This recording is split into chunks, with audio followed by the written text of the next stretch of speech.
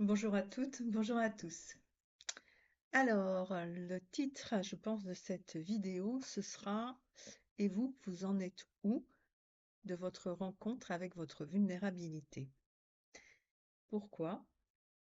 Parce que plus ça va et plus je me rends compte, aussi bien pour moi que par rapport à mes clients, que finalement ce chemin, c'est pas seulement venir à la découverte de soi-même, se redécouvrir, transmuter les problématiques qui sont restées coincées dans notre corps, dans notre dans notre psychisme, voilà, tous les troubles de l'enfance, toutes les problématiques qui se sont passées aussi dans des vies antérieures, tout ça. Non, c'est pas que ça pour moi. Ce que je conscientise de plus en plus, c'est comment ce chemin finalement nous ramène à notre part la plus vulnérable de nous-mêmes. On regarde ça? Allez, c'est parti. Donc, oui, cette part de vulnérabilité, ce côté où tout d'un coup, quand on vient toucher cette vulnérabilité, c'est notre survie qu'on vient aussi toucher. C'est-à-dire cette peur presque primale de ne pas être capable de faire face. Et, ben ouais, quand on a un tout petit bébé, notre vie, notre sort, va dépendre de la bonne volonté et de la capacité de nos parents à pouvoir être à l'écoute de nos besoins. Je vous rappelle que pour le bébé, si maman est bonne, le monde est bon, il est bon, et donc il est en sécurité, tout va bien. Si jamais ça se passe mal avec la mère, puisque de toute façon le bébé au départ il est en osmose totale avec elle, il ne forme qu'un, c'est la fusion. C'est parfois ce que certains d'entre vous finalement recherchent au travers aussi de ce qu'ils croient être un lien de flamme jumelle, qui est tout sauf une fusion. Ce qui va fusionner, ce sont les âmes, pas les êtres. Les êtres, au contraire, apprennent l'individualisation. C'est-à-dire, je suis une personne à part entière en capacité de gérer qui je suis et en capacité aussi d'exister même si l'autre n'est pas là. C'est pour ça que dans ces parcours de flammes jumelles, forcément, il y a des séparations. Parce que c'est au travers de cette séparation que vous allez apprendre justement cette individuation. L'individuation, quand on est un enfant, c'est finalement c'est le père qui va marquer la séparation avec la mère, en disant à l'enfant, lâche ta mère là, viens avec moi, on va découvrir le monde, viens, on va aller se promener, on va faire des choses, on va tâcher d'emmener l'enfant en dehors, lui montrer que le monde ne se limite pas à l'univers maternel, mais que il y a tout un monde à découvrir. Et quand on est un enfant au potentiel, ça c'est quelque chose qui est hyper important.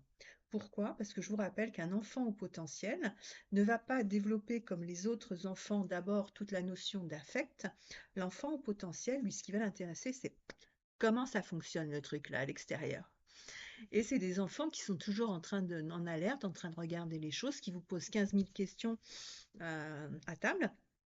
Je vous rappelle le petit truc pour calmer le jeu, c'est de leur autoriser 3 questions quand vous êtes à table, ce qui permet de limiter la parole de l'enfant, de pouvoir en placer une de temps en temps aussi. Et puis surtout, ça va lui apprendre aussi à mettre des priorités. Donc c'est très important de pouvoir faire ce petit exercice à un enfant au potentiel. Il y a des parents qui me disent merci depuis, mais j'en suis très contente parce qu'effectivement, ça marche très bien. Bon, revenons à nos moutons. Donc, cette période où tout d'un coup, l'enfant va commencer de dire non à sa mère, non, c'est moi, je tout seul, c'est la période vers les 2-3 ans à peu près. C'est ça, s'il commence à dire à sa mère, je ne suis pas toi, tu n'es pas moi, je suis un individu à part entière et donc bah, tu dois me laisser faire des choses. Et ça, pour certains, bah, cette phase-là, elle ne s'est pas forcément bien passée. D'où cette, si vous regardez vos relations précédentes, le côté où j'ai besoin toujours de fusionner quelque part avec l'autre ou que l'autre vienne combler mes manques. Or, quand on est soit sur un parcours de flamme jumelle, soit simplement, entre guillemets, hein, sur un parcours d'éveil spirituel, puisque les deux de toute façon se rejoignent à ce niveau-là, c'est vraiment cette découverte ou redécouverte de soi et d'aller toucher ces zones vulnérables. Parce que si vous regardez bien, en tout cas moi c'est ce que je note. Alors, vous me direz dans les commentaires un petit peu ce que vous vivez, si ça vous parle, si c'est quelque chose qui effectivement a du sens aussi pour vous. Mais finalement, ce chemin vous amène à retraverser toutes vos peurs, certes, mais surtout, il vous ramène vers cette zone d'hyper-vulnérabilité, là où, finalement, quand on est venu toucher à ça dans votre enfance, ben, c'est là que l'ego s'est mis en place. Alors pour le yang, bah, l'ego, ça a été quoi? Ça a été la vulnérabilité, c'est poum, le coup de patte, là, toi tu dégages, tu viens pas me toucher à cet endroit-là, là, parce que sinon ça va pas le faire. C'est le côté très frontal aussi, où il vient défendre son territoire, d'accord? Et pour la polarité yin, bien quand on touche à sa vulnérabilité, c'est le phénomène que j'expliquais là dans la dernière vidéo, où en fait la personne va rétréfléchir en interne, c'est-à-dire ça va revenir en interne, elle va se recroqueviller à l'intérieur d'elle-même, si je puis dire, pour justement ne pas être touchée. Parce que à ce moment-là, elle n'est pas en capacité de faire ce que fait la polarité yang, du moins tant qu'elle est dans ses blessures, bien entendu, et c'est-à-dire, c'est aller dire à l'autre, marquer ses limites, puis dire, toi là, tu viens pas me marcher sur les orteils parce que ça va pas le faire. Ok? Donc la polarité yin, elle va avoir tendance à se fuir elle-même pour pas avoir à faire face à l'émotionnel qui à ce moment-là se déclenche à l'intérieur d'elle-même et qui la paralyse. Donc vous voyez cette part de vulnérabilité, on est très petit généralement, hein. C'est vraiment là, quand on fait ce travail d'éveil spirituel et de ce parcours de flamme jumelle, c'est vraiment ça. On va retrouver le tout petit enfant, celui qui au départ a eu tellement peur que derrière l'ego s'est mis en place en protection. C'est les enfants qui vont trouver des trucs et astuces là pour justement même pas mal, même pas peur, d'accord, vous voyez? 2-3 ans justement, c'est l'âge où on commence de prendre conscience de la vie et de la mort aussi. C'est là qu'on commence aussi de prendre conscience que bah, notre monde finalement ça va dépendre peut-être des autres. Oui, mais je vous rappelle, si le monde est dangereux, alors ben, qu'est-ce que je deviens moi?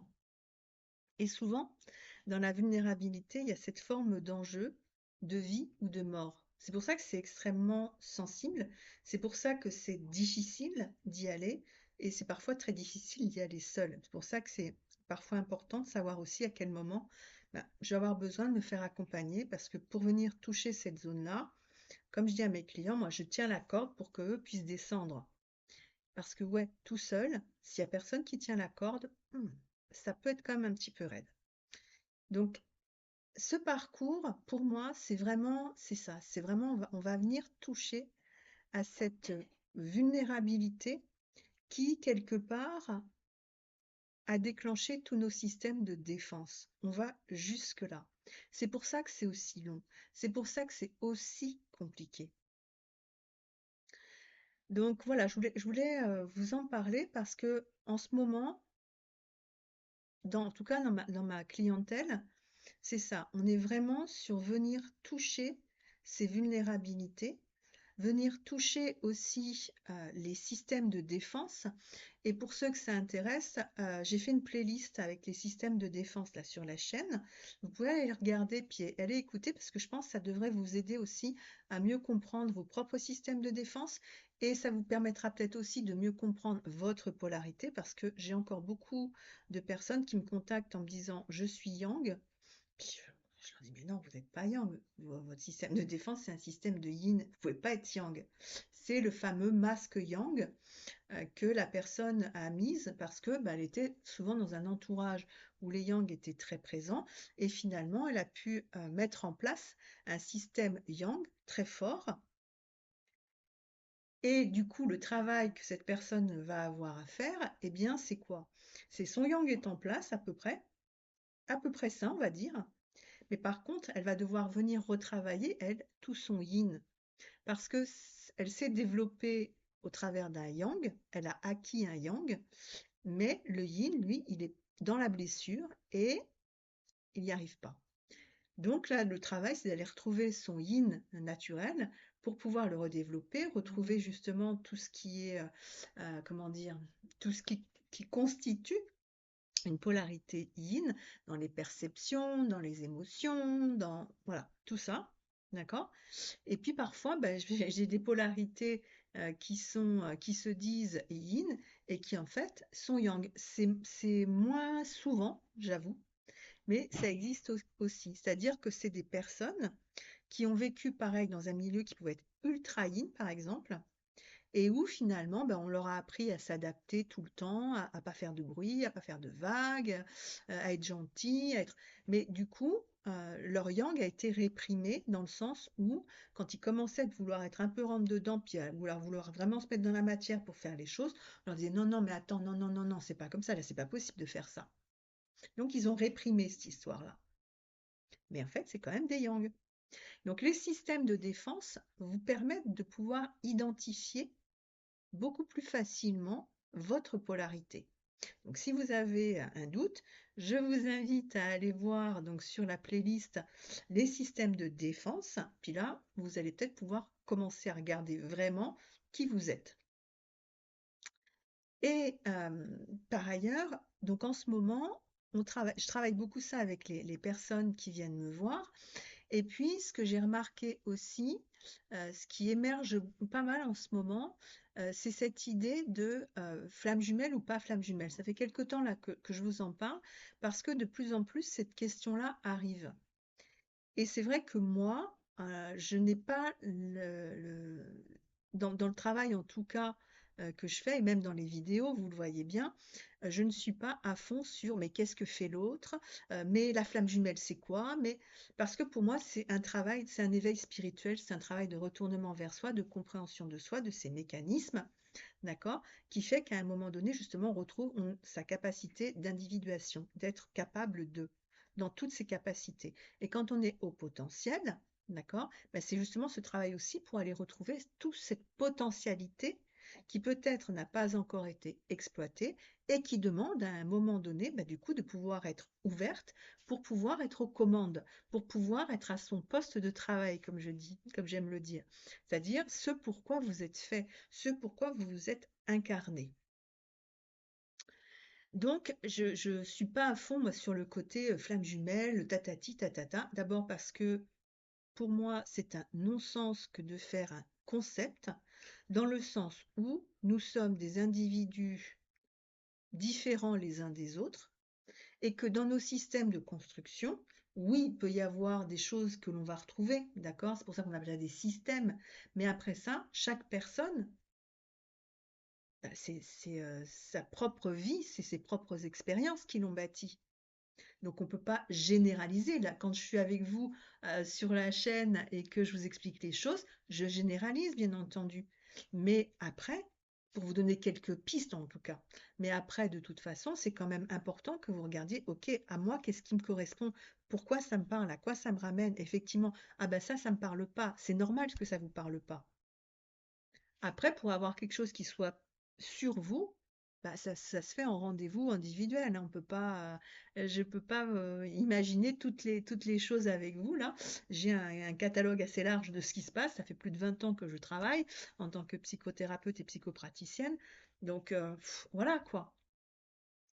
Mais voilà, pour se connaître, de toute façon, vous allez avoir des concepts, mais vous accrochez pas à ça quoi. Parce que le concept flamme jumelle peut être extrêmement enfermant, mine de rien. Et l'autre jour, j'étais avec un client et je lui disais, mais c'est quoi le but de vous accrocher absolument au fait que la personne que vous avez rencontrée puisse être ou non votre flamme jumelle? Et j'ai bien aimé sa réponse, puis je pense que ça peut peut-être aider certains d'entre vous. Donc, puis je sais il sera d'accord là pour que je puisse parler de ça. De toute façon, vous voyez que je le fais de manière anonyme aussi. Je protège mes clients. Néanmoins, j'ai bien aimé sa réponse parce que ça a ouvert quelque chose, je trouvais. C'est-à-dire qu'il m'a répondu, mais en fait, se raccrocher au concept flamme jumelle, ben ça permet de garder l'espoir que l'autre, à un moment donné, revienne. Et je me suis dit que ouais, pour beaucoup d'entre vous, vous êtes en fait accrochés au concept parce que quelque part, vous ne voulez pas lâcher l'espoir que l'autre revienne. Mais tant que vous êtes agrippé à ça, mettons que vous soyez flamme jumelle, tant que vous êtes agrippé à ça, l'autre ne pourra pas revenir. Pourquoi? Parce qu'à ce moment-là, vous n'êtes pas sur vous, vous êtes accroché à un concept. Vous êtes à l'extérieur de vous. Or, ce travail d'éveil spirituel, flamme jumelle ou non, je vous ai toujours dit, c'est un retour vers soi. C'est-à-dire qu'à ce moment-là, c'est qu'on revient vers soi et uniquement vers soi. Ça veut dire les tirages de cartes, ça veut dire les voyantes, ça veut dire s'accrocher à ah ben qu'est-ce qu'il dit lui sur ah ben qu'est-ce qui va se passer puis comment ça va se passer. Tout ça, à un moment donné, vous verrez, vous allez le lâcher.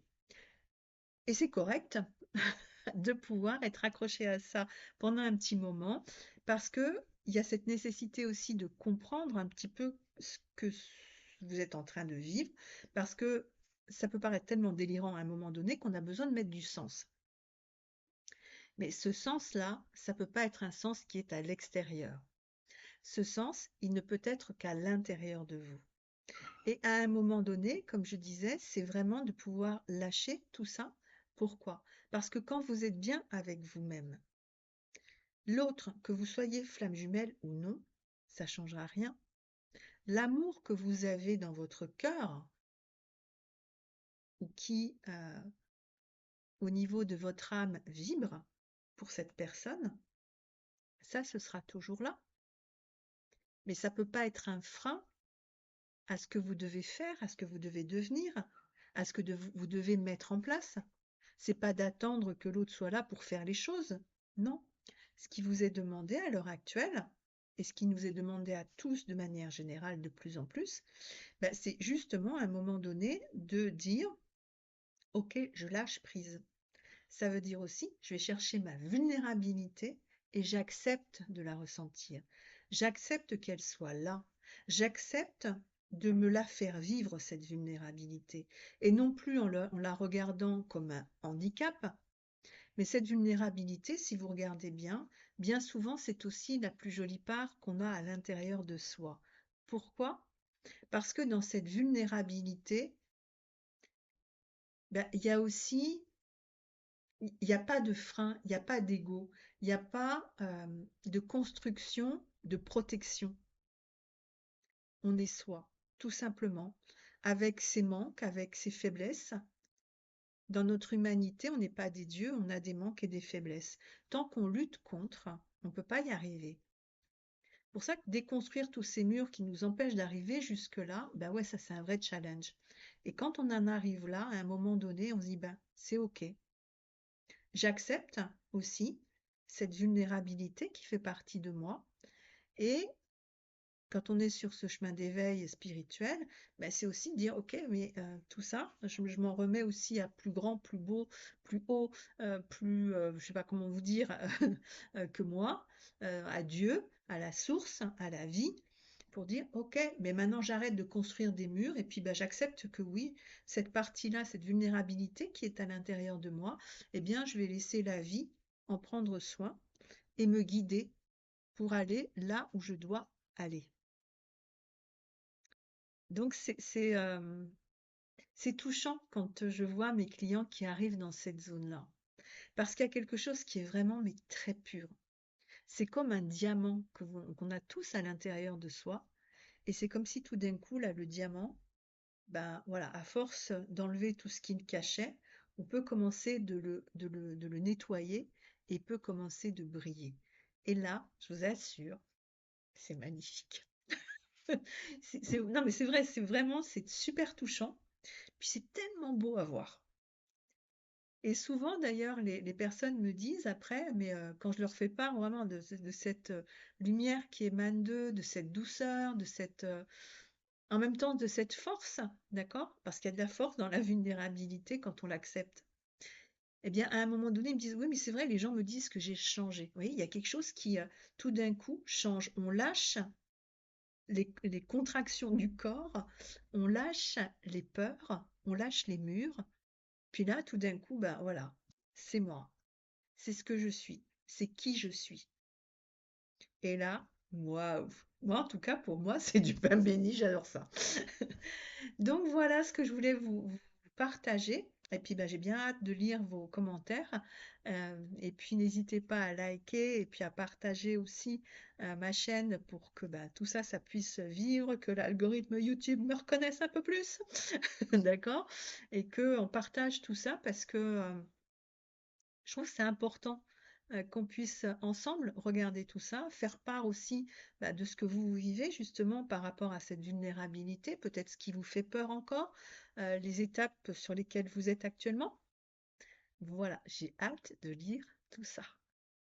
Et bien, je vous dis à très bientôt.